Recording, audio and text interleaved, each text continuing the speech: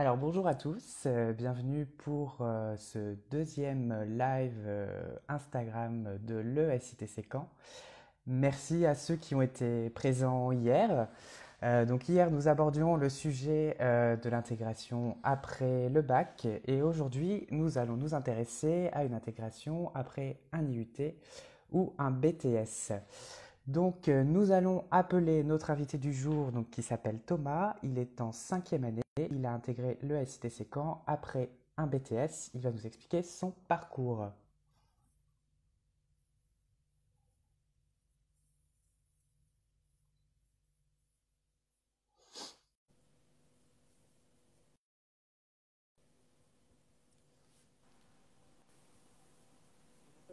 Bonjour Thomas, Bonjour Julien, bonjour tout le monde, vous allez ça bien? va?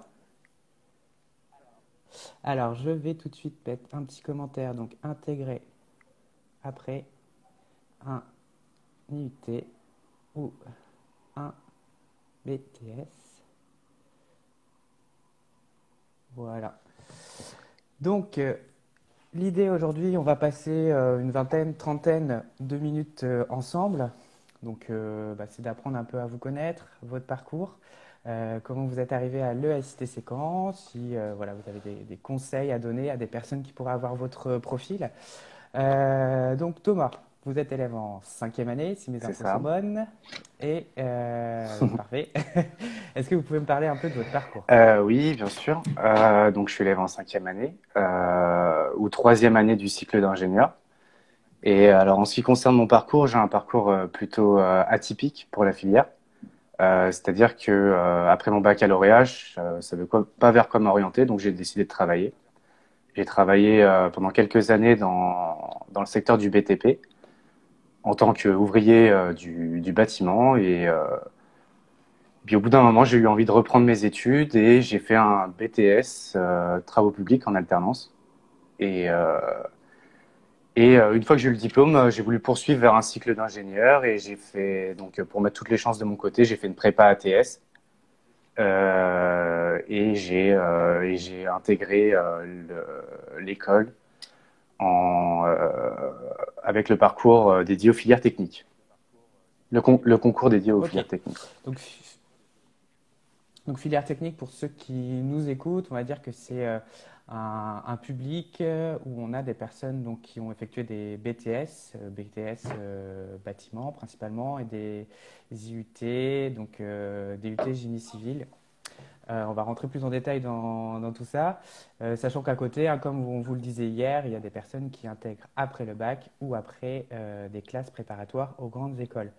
Donc pourquoi avoir choisi un BTS plutôt qu'une intégration directement après le bac?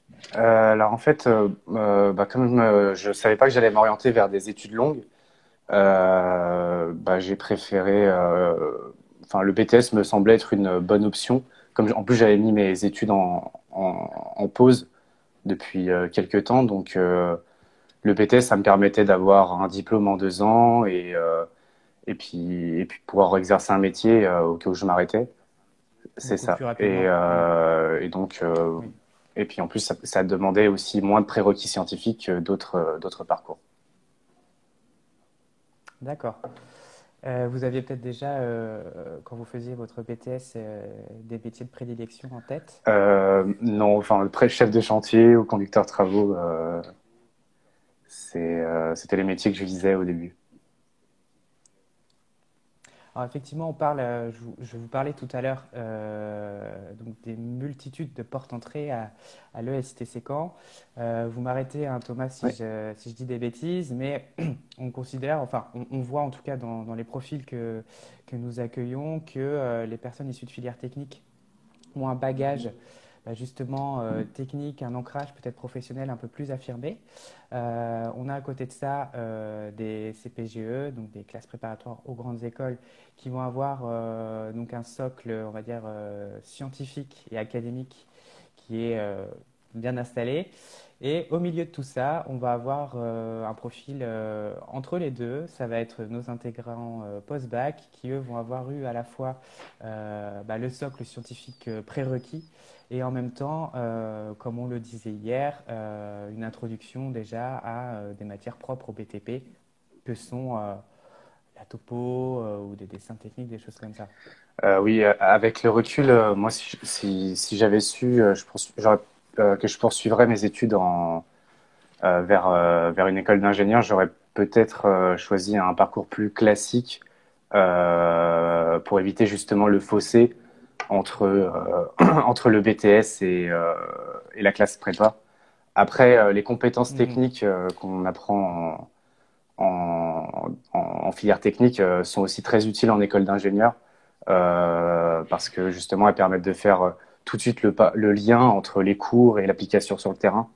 Et elles sont aussi utiles pendant Mhm. les projets, les nombreux projets qu'on a à l'école, des projets scolaires. Ah, oui, oui, c'est vrai que, alors vous en parlerez peut-être un peu plus en détail tout à l'heure. On a deux méthodologies de travail, je pense, en tout cas de mon point de vue différentes. Bah, quand on est en BTS, effectivement, quand on est dans une grande école comme le STC Caen. Moi, ce qui m'interroge, donc on sait, ou en tout cas on l'a appris hier, euh, que l'entrée post-bac donc, se fait par un concours qui s'appelle le concours Avenir. Vous concernant, est-ce que vous pouvez nous dire quelles ont été les modalités d'entrée à l'école? Oui, alors il y a un entretien. Donc à l'époque, c'était pas en visio les modalités. Donc pour ma part, c'était un entretien avec un jury qui va vous demander du coup de vous présenter et d'enchaîner après par la suite sur les motivations qui, qui, qui vous poussent à faire des études longues parce que c'est quand même un Mhm. investissement et aussi pourquoi l'école est le meilleur moyen d'intégrer cette forme d'intégrer justement ces études longues. Après, c'est vraiment un échange. Il n'y a pas vraiment de questions pièges. Faut rester naturel et là par cet échange, les jurys demandent, enfin, les jurys veulent seulement vous connaître et connaître quelles sont vos motivations à intégrer l'école. Il n'y a pas du coup de questions techniques ou M- scientifiques Moi, j'en ai précises. pas eu en tout cas, Non? et je pense pas. Il faut vraiment le concevoir comme pardon, un entretien d'embauche finalement. Oui, c'est En quelque sorte, se mettre en posture d'argumentation, de séduction auprès de recruteurs. On a en face un jury qui est composé exclusivement de personnes de l'école alors ou non, il y a du coup c'est un mixte? enseignant ou une personne de l'école, donc, et il y a aussi un Mhm. professionnel qui est souvent un ancien de l'école ou un professeur. Donc vous, pour votre part, ça s'était bien La passé? preuve que oui, je suis. Visiblement.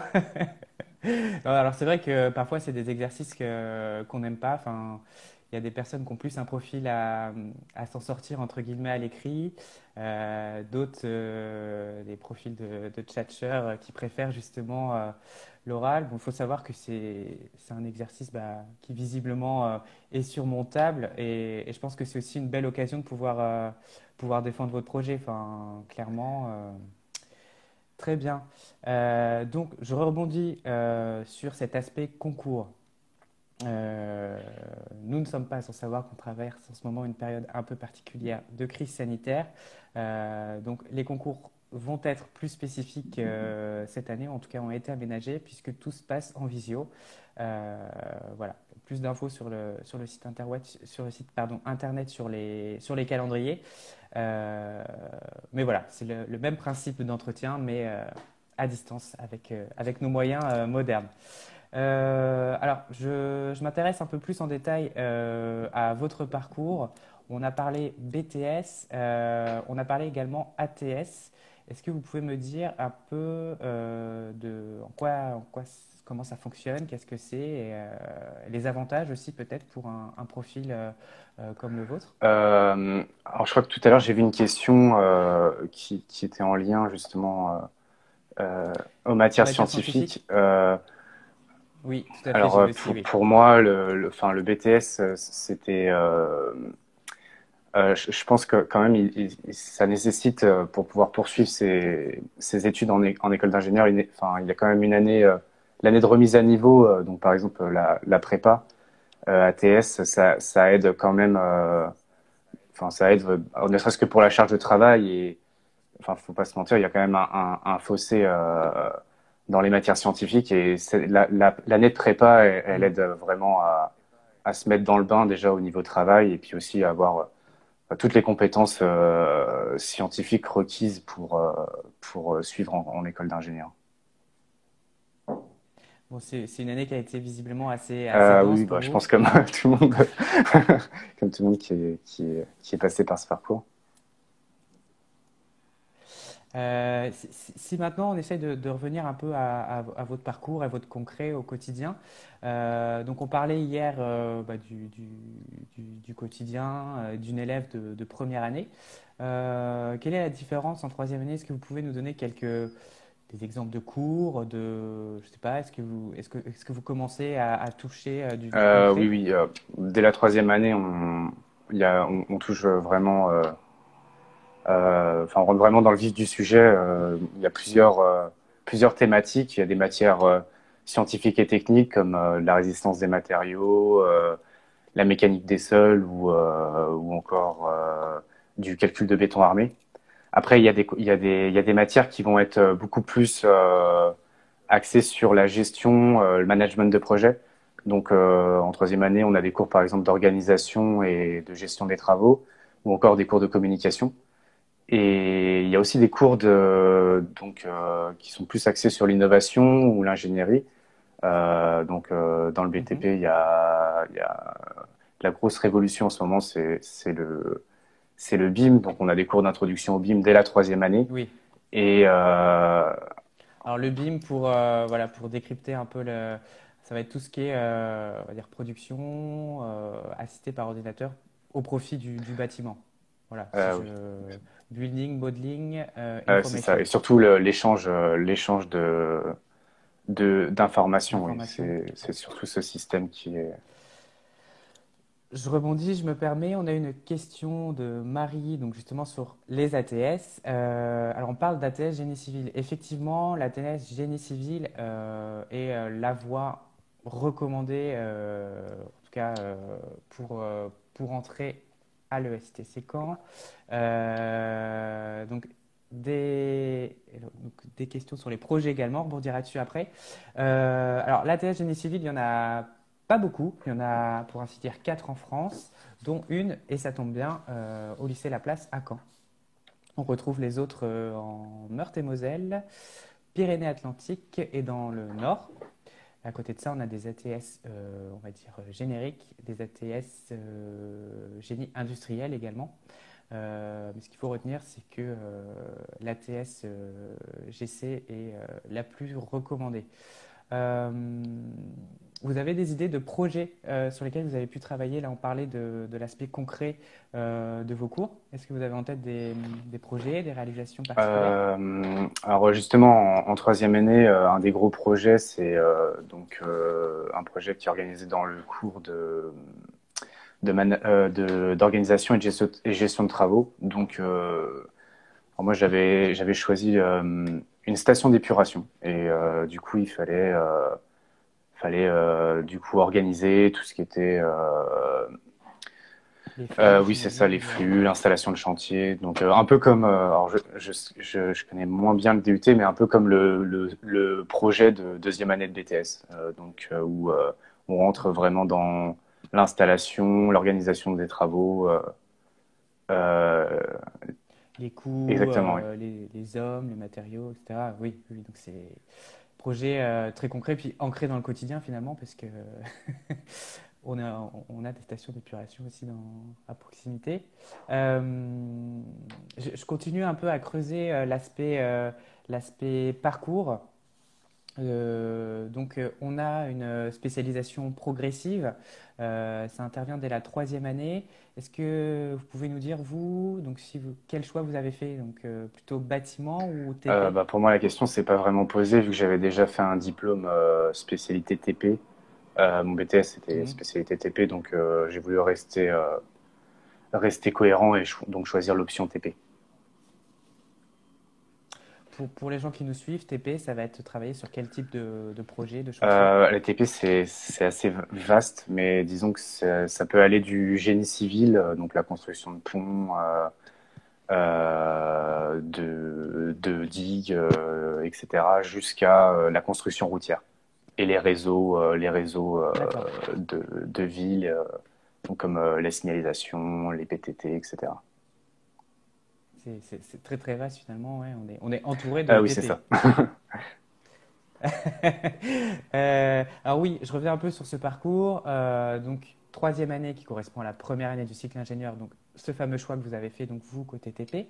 Ces choix vont aussi définir au final vos choix de quatrième puis cinquième année, puisque vous allez ensuite choisir des spécialisations.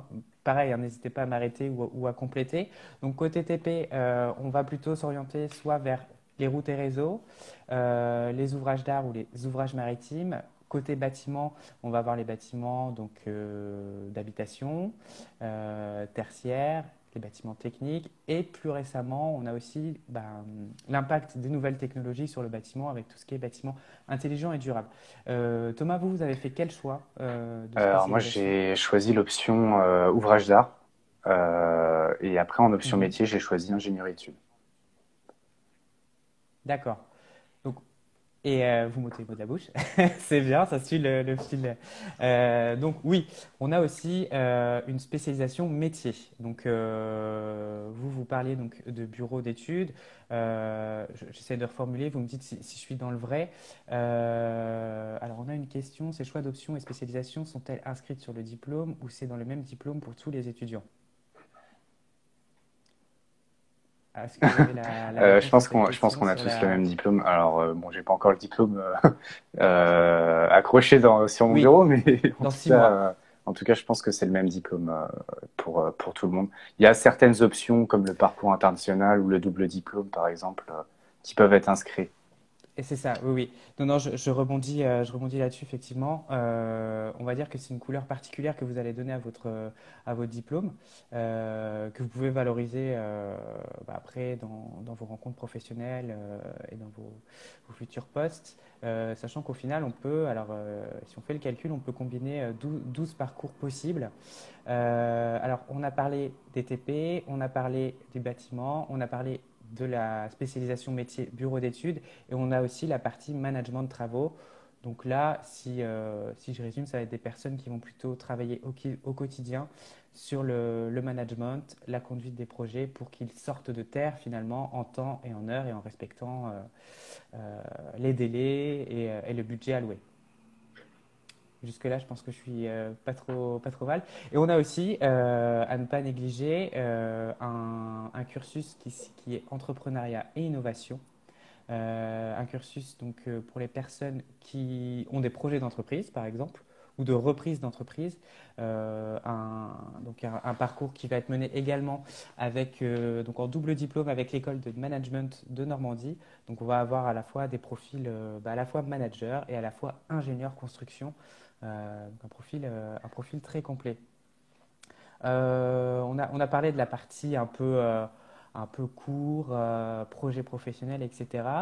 On a aussi donc une vie étudiante. Alors, je vais pas spoiler, si je puis dire, la suite des lives de cette semaine, mais donc, j'ai entendu dire qu'on devait s'investir dans une association en quatrième année. Donc, la deuxième année du cycle ingénieur, c'est le cas pour vous. Vous représentiez quelle association de Alors l'école? moi, j'étais à la TEP Construction, donc c'est la junior entreprise de l'école. Donc ça permet aux élèves de l'école de travailler sur des projets concrets avec des entreprises de BTP ou plus généralement des clients qui sont pas forcément du BTP mais qui ont besoin de compétences d'ingénieurs Donc ça permet vraiment aux élèves de...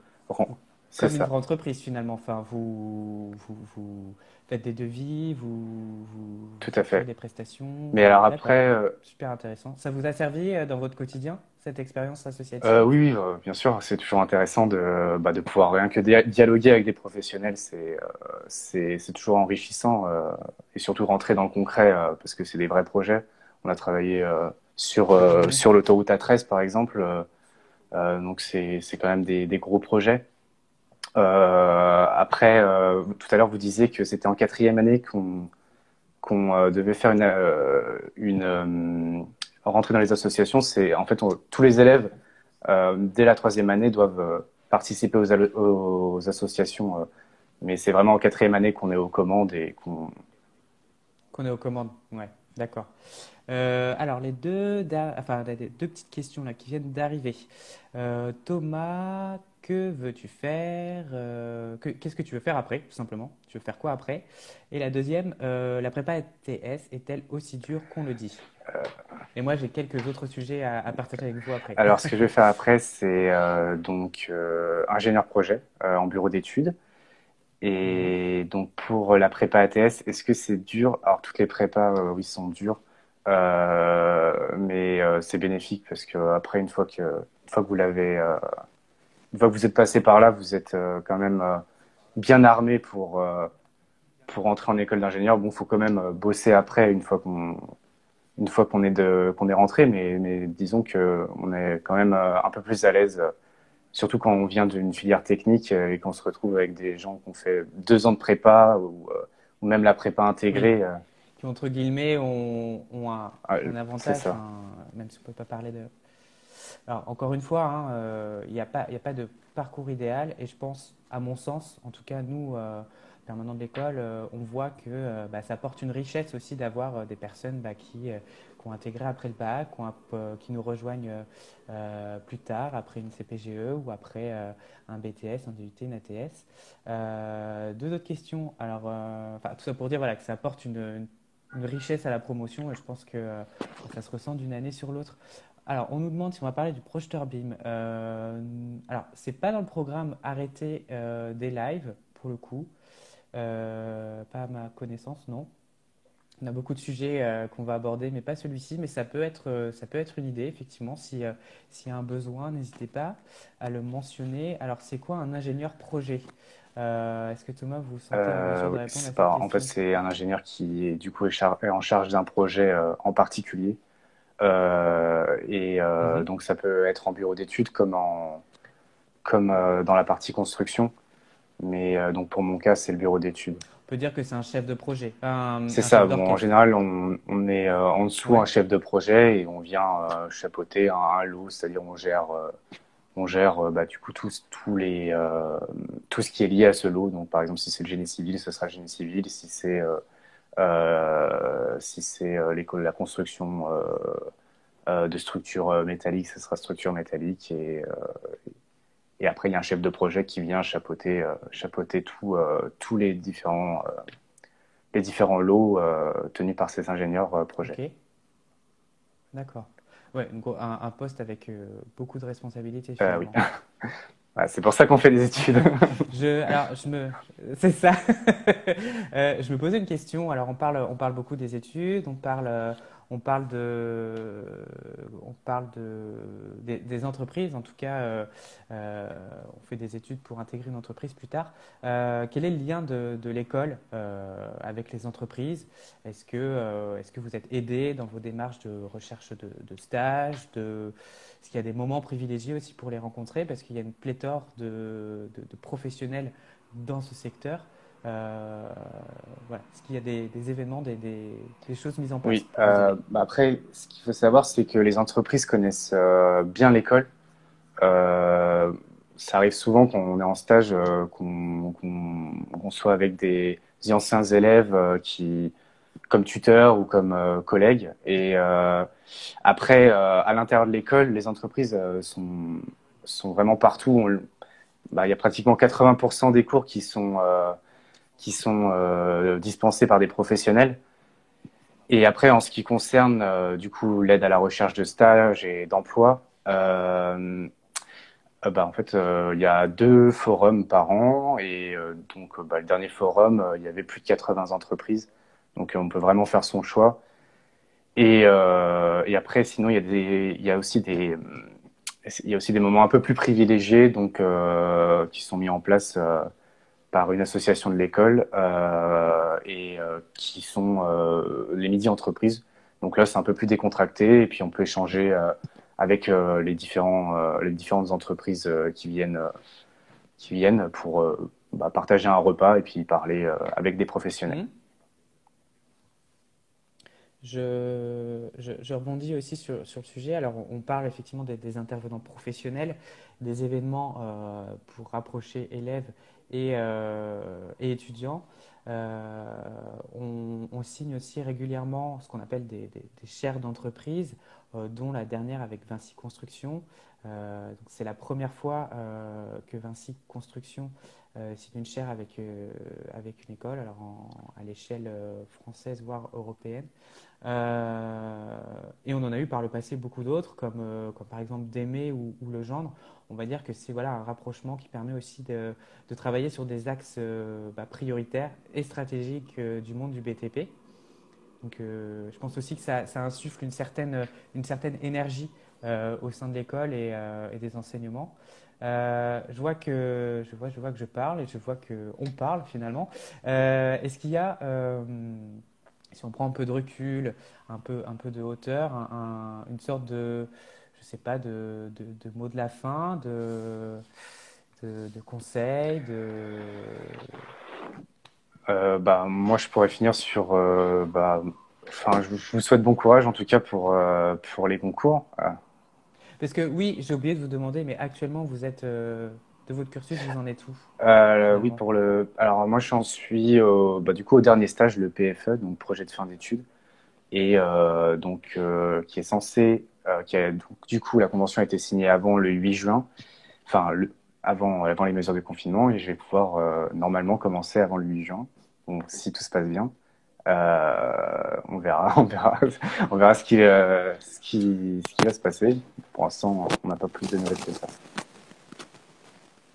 Donc, prochaine étape sur le terrain, donc pour une période Ah de oui, six c'est mois, ça, c'est à ça? peu près 6 mois. D'accord. Alors oui, je monopolise encore une fois la parole.